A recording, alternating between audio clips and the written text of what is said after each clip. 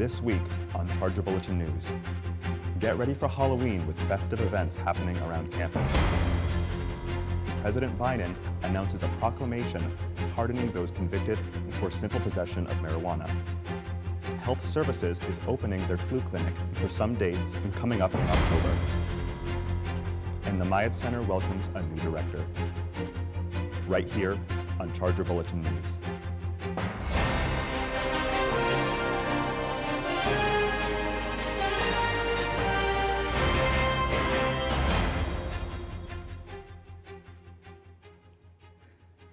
Hello, and welcome to the Charger Bulletin News. My name is Samuel Weinman.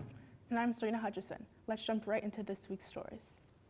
President Biden issued a proclamation on October 6th announcing his decision to grant a full and unconditional pardon for the offense of simple possession of marijuana. In this proclamation, President Biden stated that regardless of the date of prosecution for this offense, all United States citizens and lawful permanent residents who have been convicted of the offense of simple possession of marijuana in violation of the Controlled Substances Act would be given a pardon to restore them to full political, civil, and other rights. In his official statement, President Biden stated his intent for the proclamation to, quote, pardon only the offense of simple possession of marijuana in violation of federal law or in violation of DC Code 4-8-904.0-1, Section D, Article 1. This proclamation does not protect any non-citizens from lawfully present in the United States at the other time of their offense.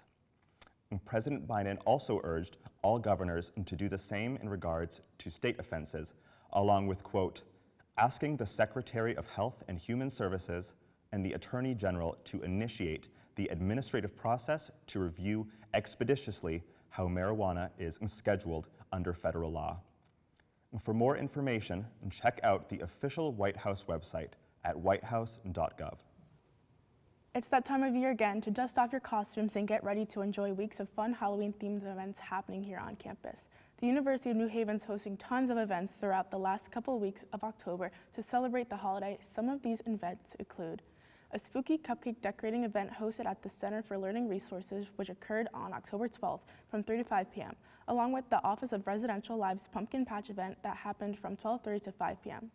A Halloween door decorating contest for all residents living within Savin, Main Street, Parkview, and Atwood apartments going on from October 1st to the 31st. A spooky commuter celebration hosted by the commuter assistants located in the BSAC Lounge on October 27th from 4 to 6 p.m. A pumpkin autopsy program hosted by the Graduate Forensic Science Club on October 27th in Eklund Hall from room 219 from 6 to 8 p.m. A Halloween weekend costume contest hosted by R.A. Nick in Bergami Hall.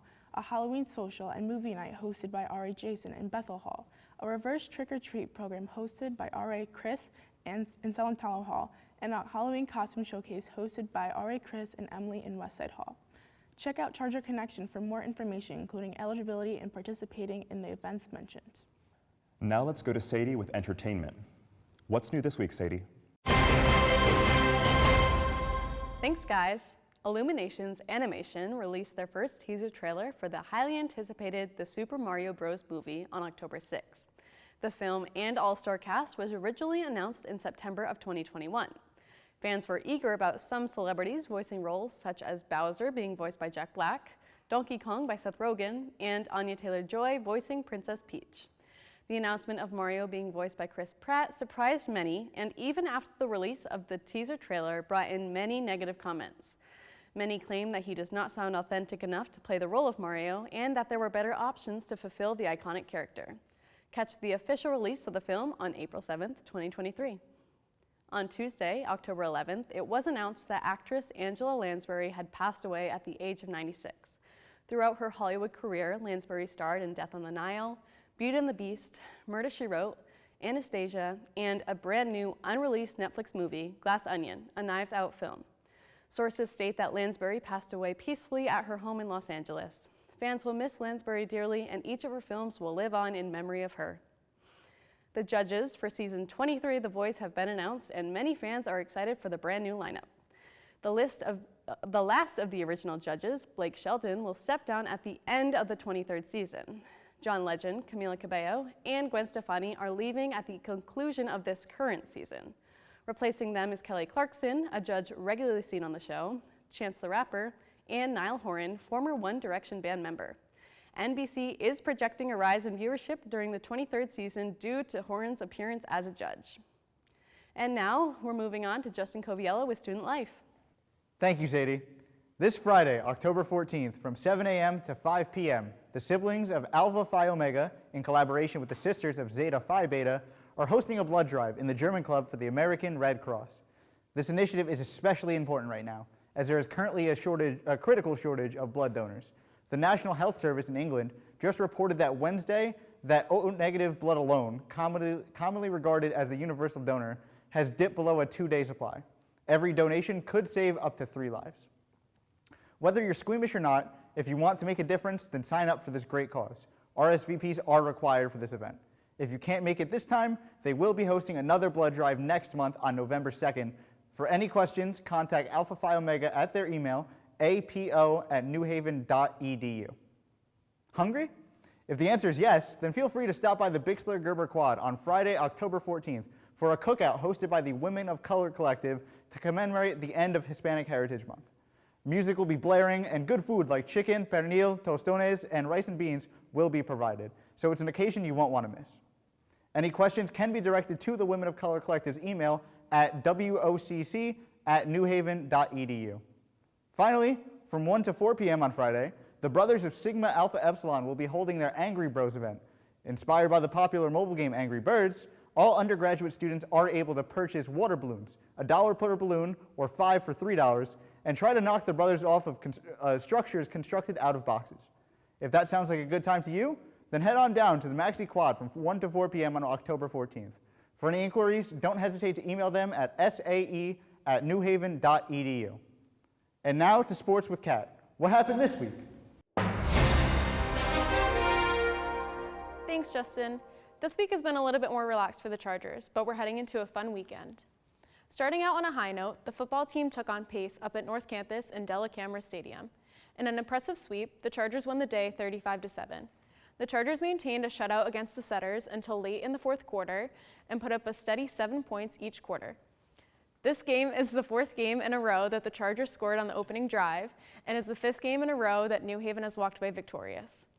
Football returns to Della Camera Stadium this Saturday for a special out-of-conference pink game honoring those affected by breast cancer. The Chargers will take on Post University at 1 p.m. Women's volleyball took to the court this past Saturday as well, facing Southern Connecticut State while on the road. The Chargers walked away with an impressive 3-0 win, closing out the match without any extra sets. On Tuesday, the team hosted to take on Pace for a tense game. New Haven started out the game strong, winning the first set 25-18 against the Setters, but trailing by 2 points in the second, tying the match at 1-1, with the need for at least a 4th set for one team to win the day. Sophomore and outside hitter Macy Brown put up an impressive 20 kills throughout the match, while freshman Amihan Johnson put up 13, senior Emily Berry adding another 10, and freshman Avery Moore adding 6 more kills during the match. The Chargers won the 3rd set and then managed to pull ahead to win the 4th set by a narrow 2 points. Also playing this past Saturday was the women's soccer team to face off against Assumption. The Greyhounds found the back of the net twice in the first half, but were unable to do so again for the rest of the game. Despite the Chargers putting up a total of 13 shots, only one found the back of the net off the foot of Madison Blonde, her 6th goal of the season. The women's team took the field once again on Wednesday against St. Michael's. The Chargers will remain on the road this Saturday to face off against the Southern New Hampshire Penmen. The field hockey team took on Malloy on Tuesday and walked away with a 6-0 shutout, outshooting the Lions and keeping them outside of the defensive zone with no shots on goal. Field hockey returns on Saturday evening at 7 p.m. in Della Camera Stadium to host Assumption. And finally, the women's tennis team hosted Bentley this past Tuesday and ended the day with a 7-0 shutout, improving to 5-3 in the Northeast 10 Conference. The regular season will come to an end this Friday at 6 p.m., hosting Assumption ahead of the Northeast 10 Championships. That's all for sports this week. Back to you guys at the desk. Health Services will be holding their annual flu vaccine clinics on October 14th and 28th. The vaccine is offered on campus to all students, faculty, and staff. Health Services sent out an email this past Tuesday informing students that the vaccine will be free of charge and administered in the Nicholson Health Center, located on the ground floor of Sheffield Hall. Appointments are available to all interested and can be made on both days, anytime between 9 a.m. to 1 p.m. And students, faculty, and staff can reserve an appointment by calling 203-932-7079 or in person inside the Nicholson Health Center. Health Services also asked that you wear a short-sleeved shirt and to bring your insurance card with you. To find more information regarding the clinic and the flu vaccine, or if you have any questions, you can email Health Services at their email healthservices@newhaven.edu. The Hyatt Center has a new director. The Division of Student Affairs and Dr. Ophelia Rowe Allen announced this week that Dr. Christian Kemptelister has taken the position of director for the Hyatt Center. Dr. Kemptelister has served many higher education communities in both an administrative and teaching capacity for over 20 years. Most recently, they were the inaugural director for multicultural affairs at the University of Bridgeport. Their goals were to always been to foster community, help others to be successful, and to be an advocate to those seeking change. That will be no different here at UNH. Their office is located in the Bartels Hall Student Center, room 214 on the Bixler-Gerber quad near the Hyatt Center itself. They can also be reached via email at kemptelister@newhaven.edu. On Monday, October 3rd at 3 p.m., the university honored Indigenous Peoples Day in the Maxi Quad.